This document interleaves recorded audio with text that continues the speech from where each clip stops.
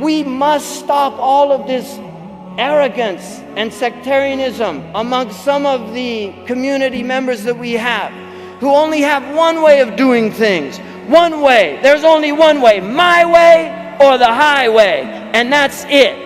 My way or the highway. No. We have a religion that is deeply nuanced.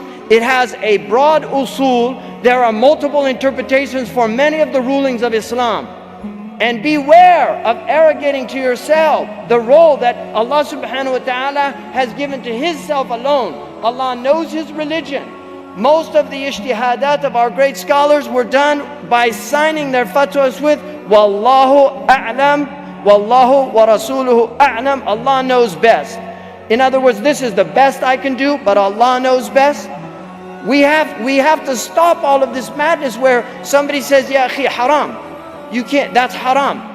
Is that mujma' alayh? Is it agreed upon? Have you studied these books? Have you studied the usul? Because there are some things that the ulama say, there's a difference of opinion. Some of the ulama differ on certain things. And you will have this. You will have opinions of ulama that say, the halal is clear, the haram is clear, and between them are gray areas.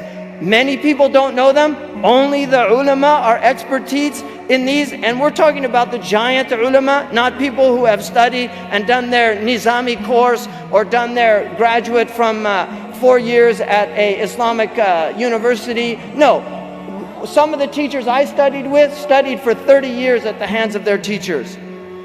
30 years, and they have lifelong learners. Shaykh Abdullah bin Bayya, one of the greatest living scholars today, he studied until he studied from the time he was about 4 years old until the time he was 21, every day, 5 to 6 days a week, 10, 15 hours a day, pure study with his father and the other teachers. He memorized 10 qira'at of Quran. He memorized all of the dawaween of the pre-Islamic Arabs. He learned all of these texts in Arabic grammar and learned the Alfiya, the Ihmirar, another 1,000 lines after the Alfiya. He studied the Kafiya.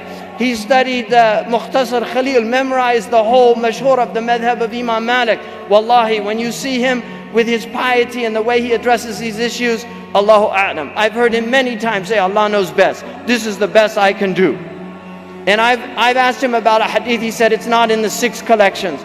This is a level. And then we have people saying, who is Shaykh Abdullah bin Bayya? Who is he? Who are these dwarfs? Really, who are, with no offense to physical dwarfs. I'm talking about intellectual dwarfs. Physical dwarfs, that's not a problem. You know, that's the way Allah created them. But an intellectual dwarf, you created yourself. Allah gave you the ability to expand your mind. If your mind is not expanded, you are to blame. But knowledge comes with patience. That's what we need. We need a bit of unity. We don't need, we got too many guys with chips on their shoulder. It's true. We got too many guys who think that they are only on the haqq. But that is the truth. Because you know why? Because this is the worst form. This is the worst form of haughtiness.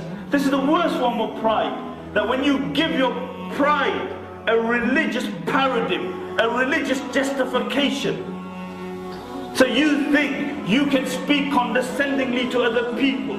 You think that you have a God-given right to look down on other people because you're on the haqq and they're on the batil. If you really are concerned, then work on the brother or the sister. Be nice. Be nice to the person. And this is why, especially at this age, at the university age, we have too many people of that disposition who cause, disunity. Nobody in 1400 years, look, Ahl Sunnah have certain parameters. Yeah, the parameters have been written by the ulama. But nobody in 1400 years has the entire ummah agreed on one way. Never. Never even the time of the Sahaba. So why are you shoving your opinion down other people's throats and causing disunity and discord in the Muslim ummah?